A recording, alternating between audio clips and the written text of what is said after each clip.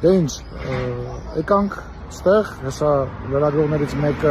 եթե չեմ սխալվում ժողովուրդ օրաթերթի որոշ նյութեր կա, որոշ հարցեր տվեց պատասխանեցի, եկանք ստեղ զրուցեցի բնակիչների հետ, հաստատվեց այն, ինչ որ ես մտածում եմ, այսինքն շինարարները, որոնք որ աշխատանքներ են իրականացրել, երբ որ քաղաքացիները բողոքել են, փորձել են քաղաքացիներին,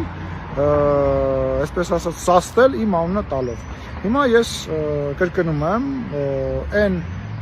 շինարարները, այն շինարարական կազմակերպությունը, այն սեփականատերը, այն իրական սեփականատերը, որը որ այս Բաղրամյան 26-ի շրջակայքում վերևը գտնվող շենքի սեփականատերն է եւ այստեղ անվտանգության խորհրդի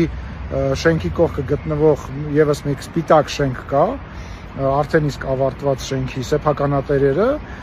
խնդրում եմ, առաջարկում եմ կապվել իմ գրասենյակի հետ,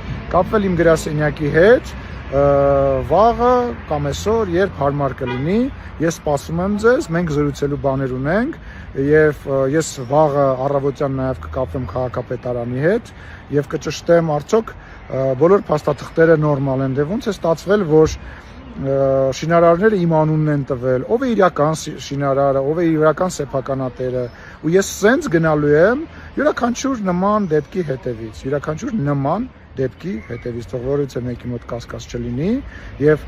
եւս մեկ անգամ խնդրում եմ, հարգելի հայրենակիցներ, Հայաստանի Հանրապետությունում այն գույքը, այն սեփականությունը, որը որ ես ունեմ, ամեն տարի հայտարարագրվում է։ Դրանից դուրս որևիցե գույք ես չունեմ եւ չեմ կարող ունենալ։ Շնորհակալ եմ եւս մեկ անգամ, սպասում եմ այդ կազմակերպությունների տնօրեններին, սեփականատերերին։ Եթե վաղը մինչև օրվա վերջ իրենք ինձ հետ չկապվեն, ես պարտադիր կերպով իրենց հետ կկապվեմ, բայց առաջարկում եմ իրենք իմ հետ կապվեն։